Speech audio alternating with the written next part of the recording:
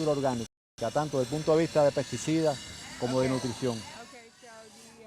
For me, it's more important how the things that I'm eating are growing or are produced than what I'm eating.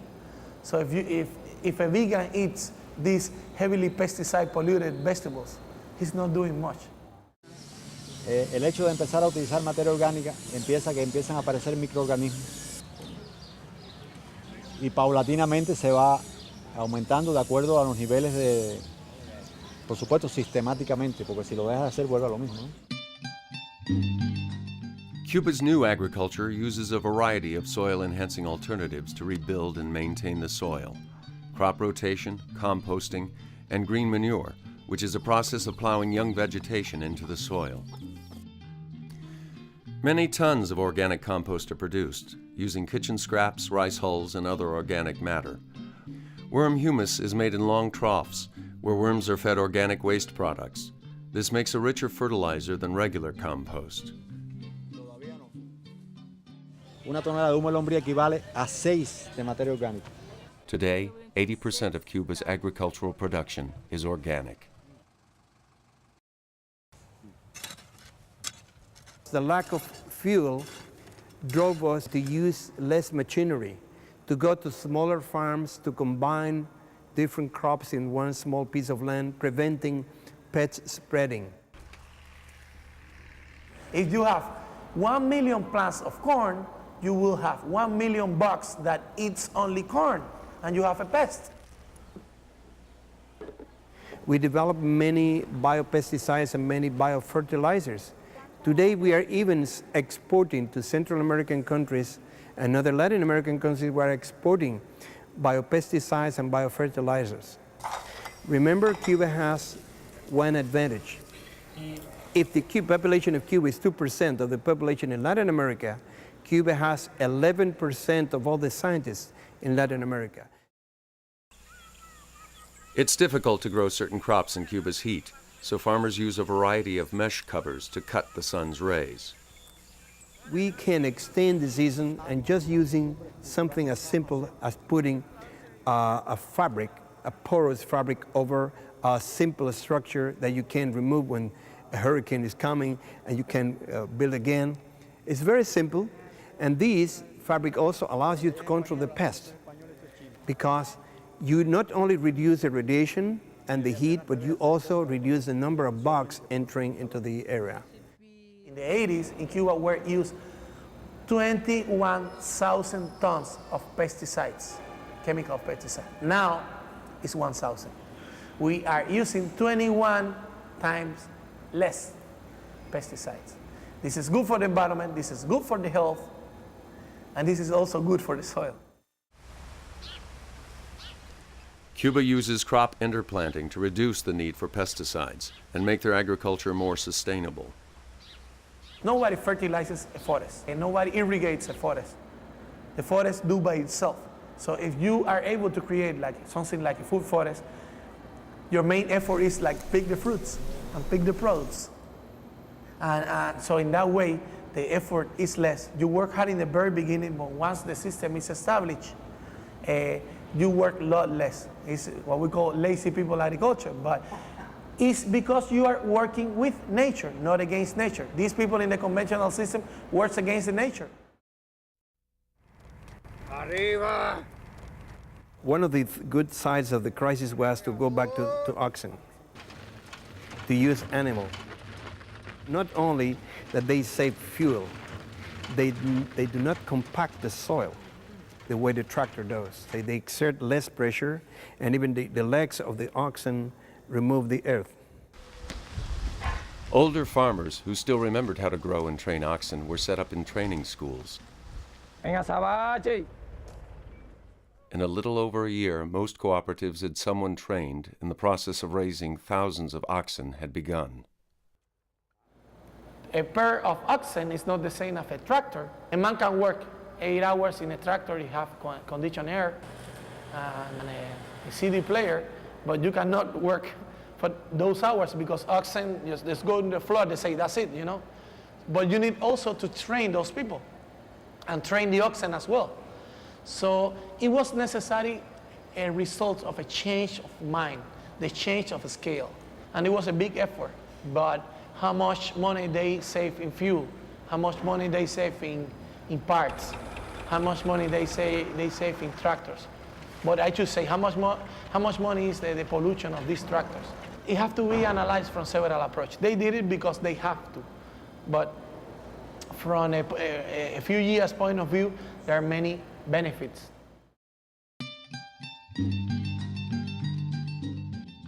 To increase food production, the government worked with farmers to find local solutions.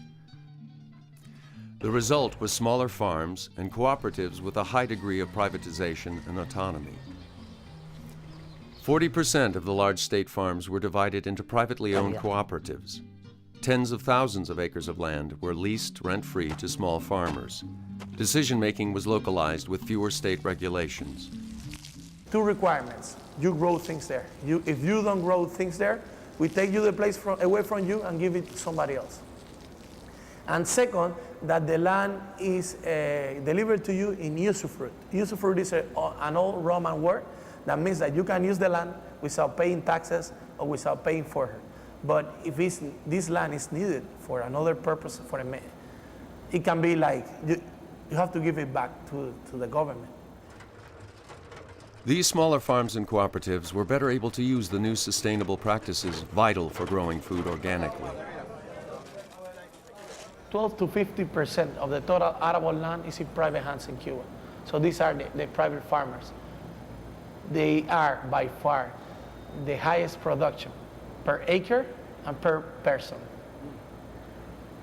In second places, it's like co-ops, cooperative. They are the second. And third is like huge government states. These new private farms and co-ops also began to function in new ways. But we have credit and services co-ops. What does that mean? You don't want to join your lands with me? We don't. So we are together in a co-op for credits, to buy the seeds together, to hire the machinery, for this stuff. But we don't have to join their land. So it's a way of decentralized but centralized at the same time. Thousands of families moved to rural land. With land rights guaranteed, a sense of ownership led to greater productivity. Private farmers' markets and new export markets led to greater production. The communities have changed. It's the local economy. People were exchanging things. Many of these gardens, they supply for free food to elder people's circles, daycare centers, schools, working centers, pregnant women. And they do it for free. And they don't do it because it's compulsory. They do it because they want it. They want to do their little part to the society. But in other places, people don't know their neighbors. They don't know their names. They don't say hello to each other. Here, no, the neighbor knocks the door and say, I need some salt, I need some sugar, whatever. I brought you an avocado. No? And recover this sense of neighbor. For me, it's not going backwards.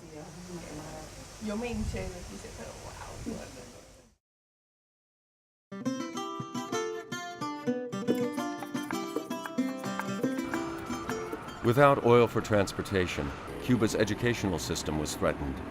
Decentralizing universities provided people with access to nearby schools for higher education and lessened the impact of fuel shortages.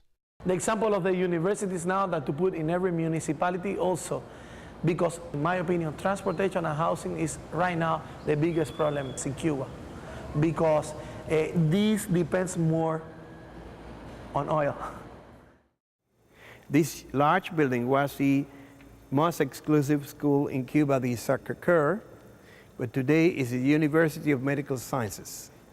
For your information, Cuba had 3 universities, but today has about 50, 7 of them in Havana.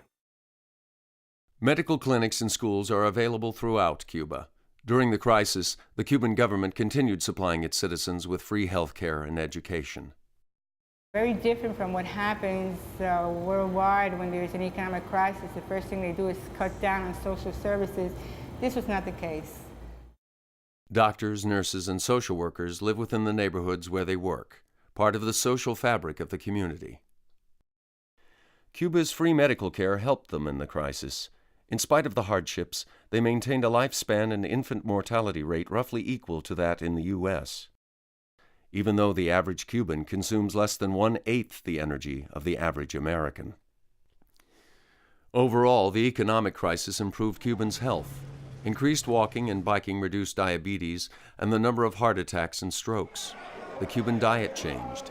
Fat consumption was reduced, while more vegetables and a wider variety of vegetables were eaten.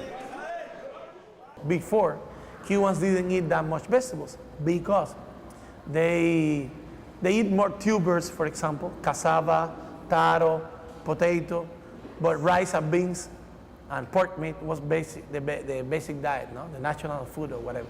And they say that the rest of the things, with the exception of maybe tomato and lettuce and a little bit of cabbage, were weeds. So at some point, necessity teach them. And now they demand it, they look for it. Cuba actually trains more doctors than they need and sends them to developing countries around the world. They also exchange doctors and medical expertise with Venezuela in return for oil.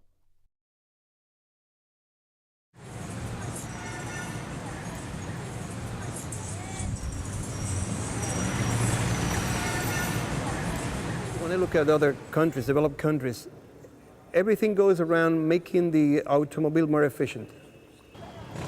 How much energy do you need to produce a car? You have to spend energy on producing a car, and later you have to find the fuel to make the car move. So think about reducing the number of cars. During the worst of the crisis, there was very little fuel for cars. The freeway and country roads were almost empty. Cuba needed to develop a mass transit system overnight. With few resources, they had to be innovative. Old trucks were made into buses with canopies to keep off the rain and steps welded on the back. Another solution was the camel, a trailer pulled by a semi-tractor that can carry up to 300 people. In Havana and other provinces, carpooling and hitchhiking are common. Government cars are required to pick up anyone who needs a ride.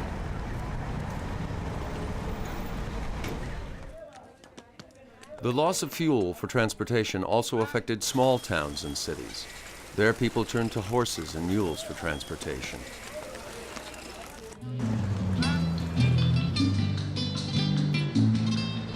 During the first years of the special period, bicycles were a necessity.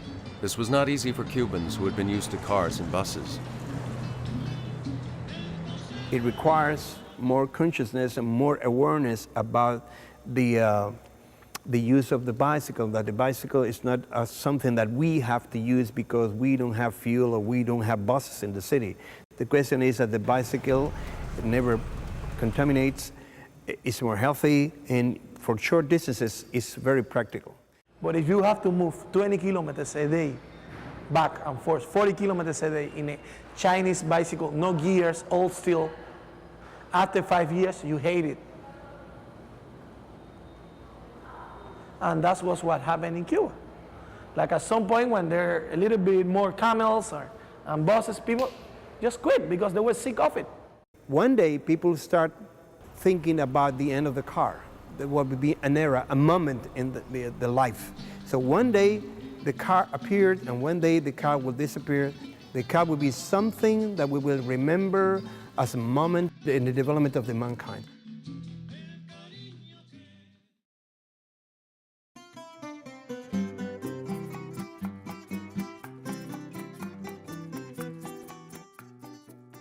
Since the special period began, it's been difficult to build new housing because of a scarcity of tools and materials. Cement production requires a lot of fuel, and that's why the cement production has been reduced. Everyone in Cuba has a place to live, and 85% of the people own their own home. But most houses are small and simple with few amenities. In the countryside, that means a small house with a living room, kitchen, and 2 or 3 bedrooms. Rural housing has the advantage of more open space, where people can grow vegetables and fruit and raise livestock.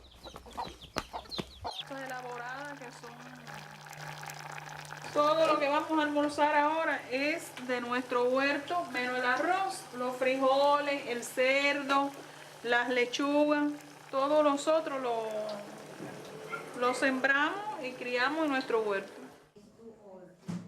In Havana, if you don't live in one of the old single-family homes, it may mean living in a dilapidated building or with your relatives in a crowded apartment. Even so, the city is a place many people want to live. Havana already has the values that many urban planners and architects in the world would like to recover. Many people have come and said, you should preserve the city we want to recover. After the big sprawl, many people are looking back to the traditional city and looking the ways to live in the traditional city in a more human way. But living in a city without adequate transportation causes major difficulties. They have to come and go, they have to commute, and they have to spend time and looking for a transportation between the city and the neighborhood. To reduce the long commutes, new mixed-use developments include schools, places to work, and places for recreation within walking and biking distance of people's homes. Everybody must use the same space. So design provides a common space for everybody. This is a way to keep your community alive.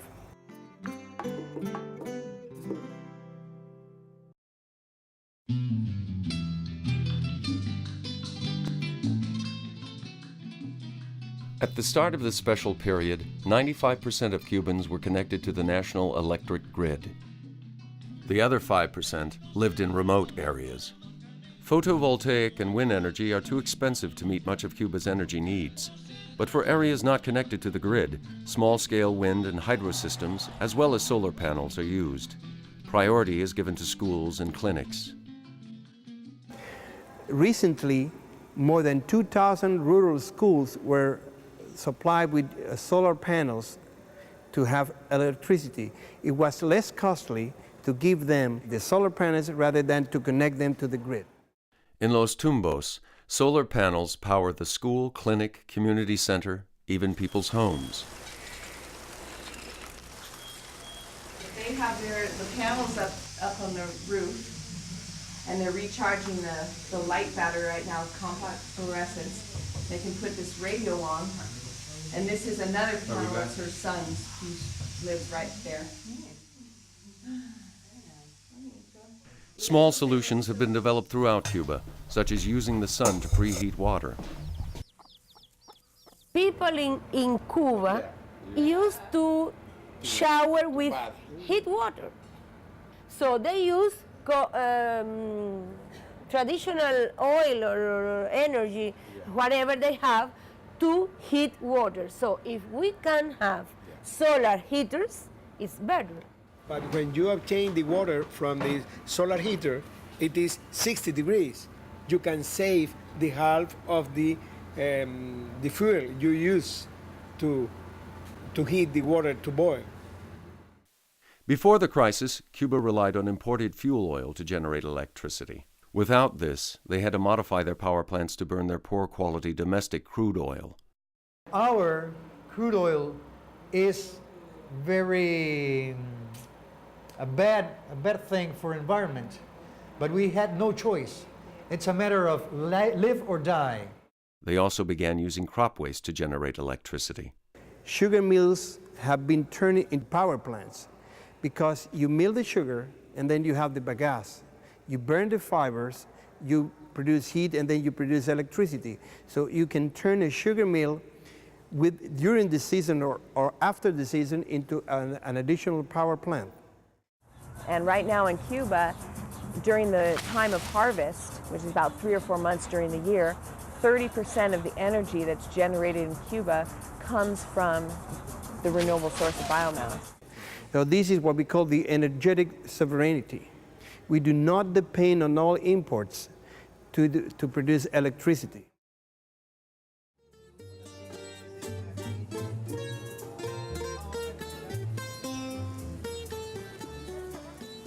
The problem is what the people said about Cuba in the States is not what we are doing here. Many people there think how they can survive if they don't have anything. Okay, come here and you can see how we can survive. And in this way we can begin to understand each other and to know how to think. Mankind is burning in 1 century all the oil accumulated by nature during millions of years. And that is absurd, completely absurd. I don't see that countries who depend largely on imported oil are thinking about alternative sources of energy. They are just planning for the next week. If I'm in Cuba, I say, people, we have problems. We must turn off all the lights that we are not using. And everybody said, okay, we are going to turn off. But if I say in the United States, people, we must turn off all the lights because we need, everybody say, why, if I pay? The problem is we must change how we think. You know, the idea of peak oil is that things are going to change and there's going to be less. I think Cubans understand that on an international, global level because island people have that innate sense of a limited resource. And also they realize in terms of energy, if they want to be politically independent, they had to be economically independent. To be economically independent, you have to be energy independent. Is oil going to last in the next 10 to 15 years? Who knows? Maybe not. Maybe in Cuba we find an enormous oil tank underground for 50 years more. Or wonderful, we have 50 years more. But the security of supply is getting more risky day by day. And there is also this hope to find in the deep waters of the Mexican Gulf good petrol. But people don't think about that as an asset. No, we're going to improve their life here. No, we're going to sell it, you know, because people know that we don't need that to live. You know what I mean? Okay, we need money to develop, but it's like something to sell, not something to use or to waste. The sun was able to maintain the life in Earth during millions of years. Only the problem is now when we arrived and we change the way we use the energy. The problem is if the sun has been enough to sustain the life, and now we cannot sustain the kind of society we have in our planet. The problem is with our society, not with the energy, not with the war of the energy.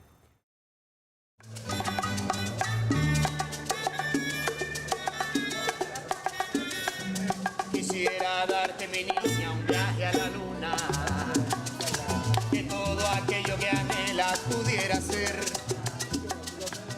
So there are infinite small solutions. You fix one little problem here, one little problem there, and life is better. You think globally, you act locally.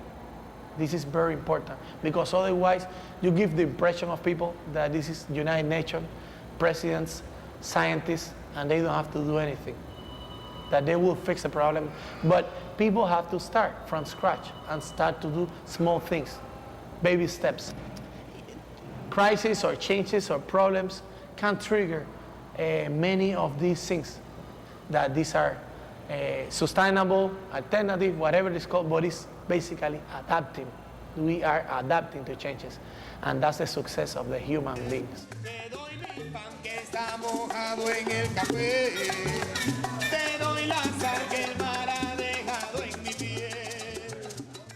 What we must know is that the world is changing, and we must change the way we saw the world.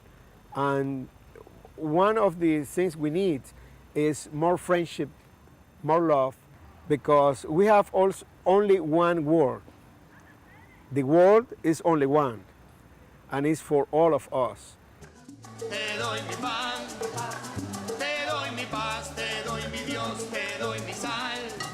I think we could learn a lot from each other and reflect more on how to be happy with less and how you really don't need that much, you know, to be happy. I think that that's a challenge, a world challenge. Cuba has modest experience that, you know, maybe some other people could learn from. And I think it will be a time for sharing, a time for cooperation, and a time for more solidarity and for working together. I think maybe we'll have a better world. La, la.